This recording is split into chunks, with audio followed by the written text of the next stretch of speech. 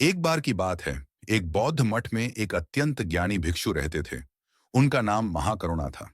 लोग दूर दूर से उनके पास ज्ञान और मार्गदर्शन लेने आते थे। एक दिन एक युवा व्यक्ति उनके पास आया, जिसका मन हमेशा चिंता और अत्यधिक सोच से भरा रहता था।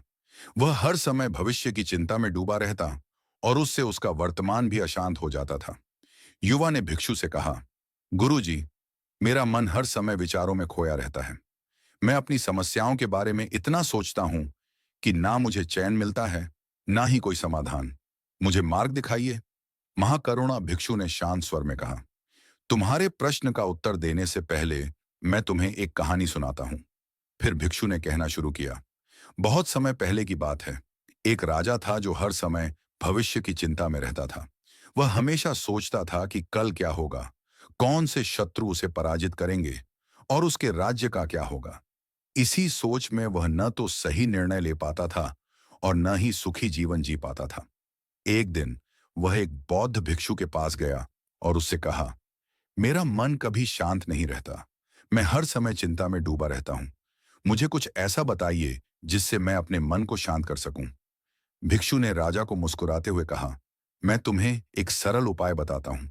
भिक्षु ने राजा को एक खाली कटोरा दिया और कहा, इस कटोरे को पकड़े रहो और एक शर्त यह है कि तुम इसे तब तक नहीं रख सकते जब तक इसमें जल न भर जाए। राजा ने कटोरा पकड़ा, लेकिन उसके मन में सवाल उठने लगे। कटोरा खाली है, इसे जल से कैसे भरूं? जैसे ही वह इस बारे में सोचने लगा, उसका मन और भी व्याकुल हो गया।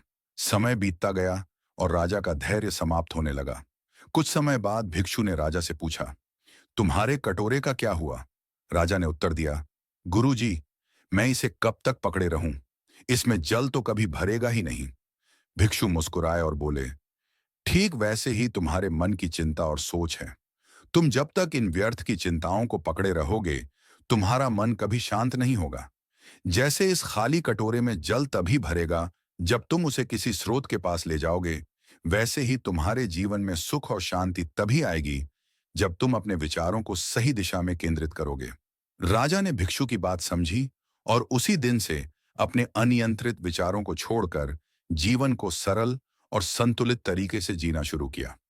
कहानी समाप्त करने के बाद महाकरुणा भिक्षु ने उस युवा व्यक्ति की ओर देखा और कहा, तुम्हारा मन भी उस राजा की तरह है। जब तुम अनावश्यक सोच को छोड़ दोगे और अपने मन को शांति से भरने का प्रयास करोगे, तभी तुम्हें सही समाधान मिलेगा।